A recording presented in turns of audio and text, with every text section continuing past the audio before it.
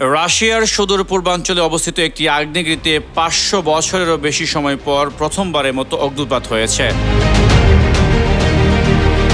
বিশেষজ্ঞরা ধারণা করছেন এই অগ্ন্যুৎপাতের সঙ্গে গত সপ্তাহে ওই অঞ্চলে আঘাত হানা শক্তিশালী ভূমিকম্পের সম্পর্ক থাকতে পারে। কামচাটকা উপদ্বীপের ক্রাশেনিনিকভ আগ্নেয়গিরি রাতারাতি ৬ কিলোমিটার উচ্চতা পর্যন্ত ছায়ের কুণ্ডলী আকাশে ছুড়ে দেয়। রাশিয়ার ভূতাত্ত্বিক বিশেষজ্ঞরা আগেই সতর্ক করেছেন, গত বুধবারের ভূমিকম্পের পর কয়েক সপ্তাহ ধরে শক্তিশালী আফটার শক হতে পারে।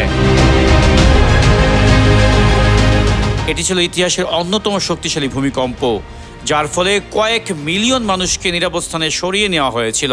কামচাটকা উপদ্বীপটি তুলনামূলকভাবে দুর্গম হলেও এটি প্রশান্ত মহাসাগরীয় রিং অফ ফায়ারের অংশ, যেখানে ব্যাপক সংখ্যক ভূমিকম্প ও আগ্নেয়গিরির অগ্ন্যুৎপাত ঘটে থাকে।